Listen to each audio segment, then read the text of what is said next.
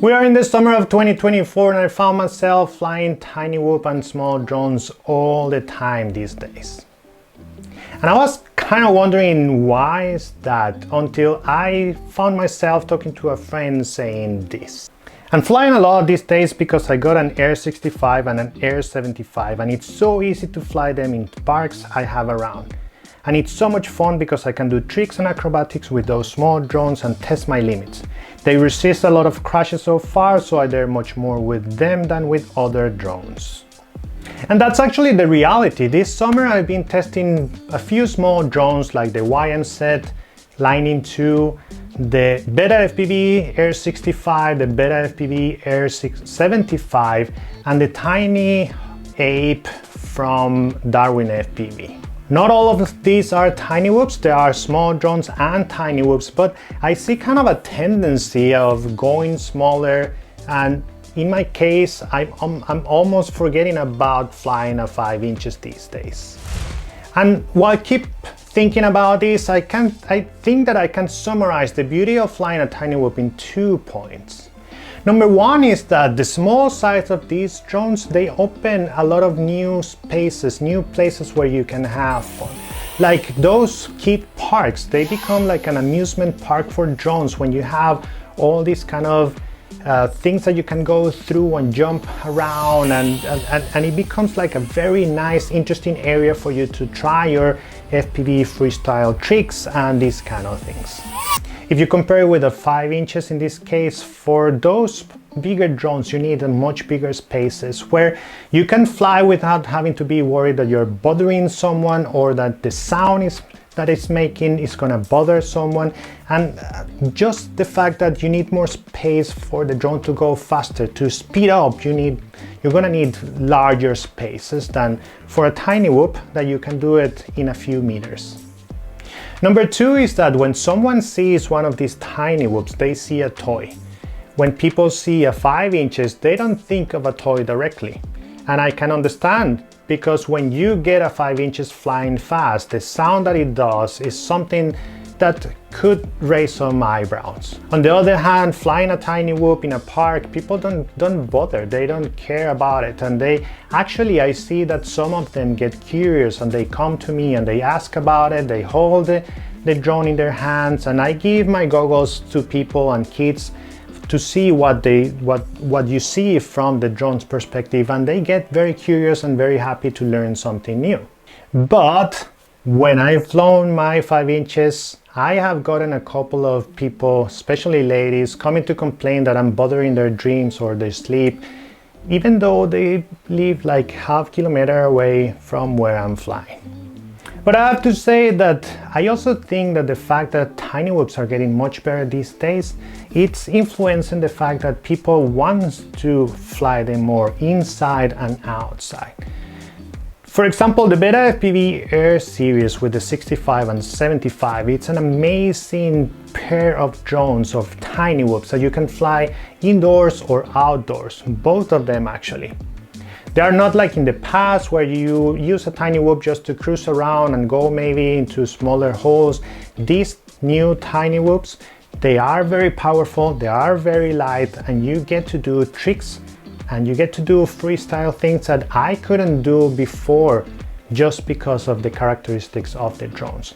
Things are becoming to a point where the drone itself is not what's stopping you to do the tricks, it's more your skill set. You can try and you can learn and you can practice a lot with these small drones these days in a park, in an empty parking and things like that, without worrying too much and with a lot of power and everything that you need to do what you want to do.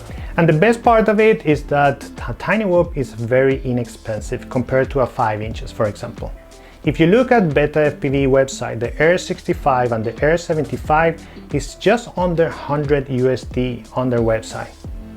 These compared to 5 inches, which goes to 400, 500 and even 600 USD, it's a huge price difference. Of course, you're gonna say a big one has an 03 DJI with the best video quality, and a small Tinywhoop maybe is just analog, which doesn't have the experience of HD.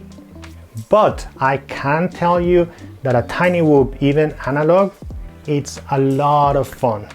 And again, if you start comparing all these of the spaces where you have to be and the trip that you have to take to fly a 5 inches versus the trip that you have to take to fly a Tinywhoop, that's gonna make a difference.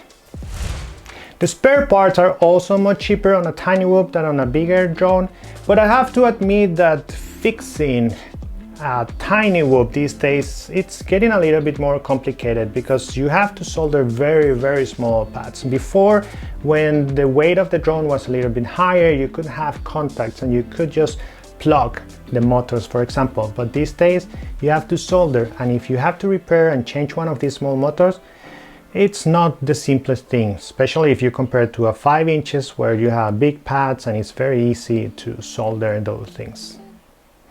Now I have to admit that when I started in FPV, I started with a small drone, the Tiny Hawk Freestyle from Emax.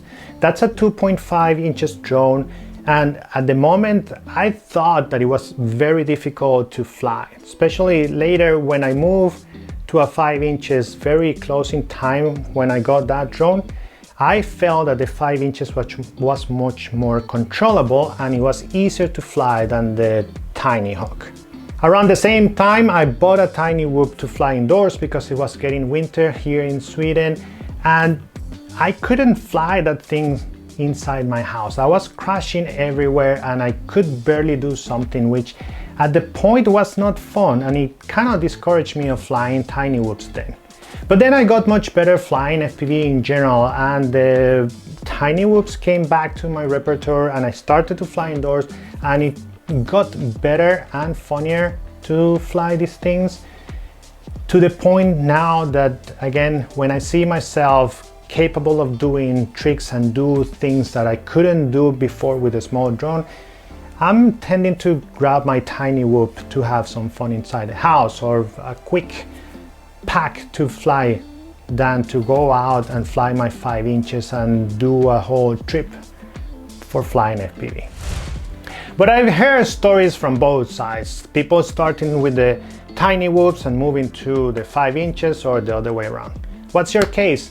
Let me know in the comments, because I'm very curious about what's the division between people that started small and went big than the people that started big and went small. To close, I'm gonna say that if you don't own a Tinywhoop today, go and get yourself one. Even buy and fly Tinywhoops are coming so good that you're gonna have a lot of fun with them. If you are not able to fly them yet, it's gonna be a way to train yourself in small spaces very quickly and having fun. This is what I have for you today. Thank you for watching and see you soon.